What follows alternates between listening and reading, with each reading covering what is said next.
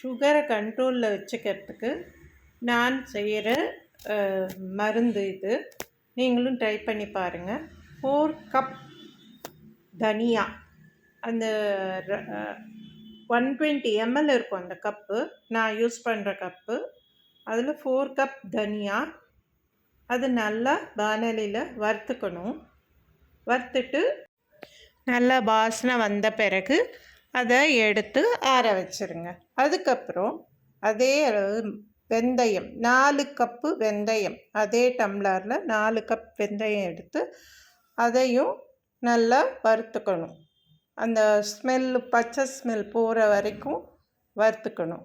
அதுக்கப்புறம் காய வச்ச சுண்டைக்காய், பச்சை சுண்டைக்காவை வாங்கி சீசன் டைமில் நான் அதை வந்து உடைச்சி நல்லா வெயில் இல்லாமல் நிழல்லையே நல்லா காய வச்சு எப்போவுமே ஸ்டாக்கில் வச்சுருப்பேன்.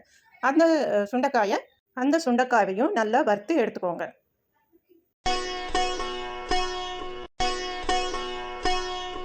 நெக்ஸ்ட்டு 1 கப் கருஞ்சீரகம், அதை வந்து மிதமான சூட்டில் வறுத்து எடுத்துப்பேன்.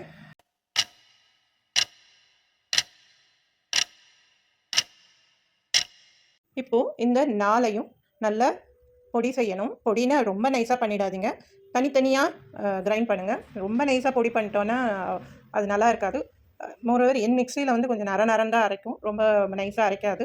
நைஸாக அரைச்சோன்னா கட்டி பட்டுரும் நம்ம தண்ணியில் கலந்து குடிக்கும்போது. ஸோ கொஞ்சம் நரன்னு இருந்தால் தப்பு இல்லை. இது எல்லாத்தையும் பொடி பண்ணி எடுத்து நல்லா மிக்ஸ் பண்ணிவிட்டு டெய்லி காலையில் வெறும் வயிற்றில் 1 டீஸ்பூன் அளவு எடுத்து தண்ணியில் கலந்து குடிச்சிட்டு 45 மினிட்ஸ் எதுவுமே காஃபி எதுவுமே சாப்பிடக்கூடாது.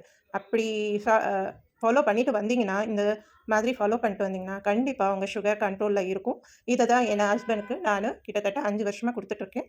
சுகர் கண்ட்ரோலில் தான் இருக்குது. நீங்களும் இதை ட்ரை பண்ணி பார்த்துட்டு எப்படி இருக்குன்னு கமெண்ட்டில் சொல்லுங்கள். கருஞ்சீரகம் சேர்க்காம கூட நீங்கள் இந்த இது ஃபாலோ பண்ணலாம். கண்டிப்பாக நல்ல எஃபெக்ட் இருக்கும். எனக்கு இருக்குது. நீங்கள் ட்ரை பண்ணி பாருங்கள். உங்களுக்கு எஃபெக்ட் இருந்தால் கண்டினியூ பண்ணுங்கள். தேங்க்யூ.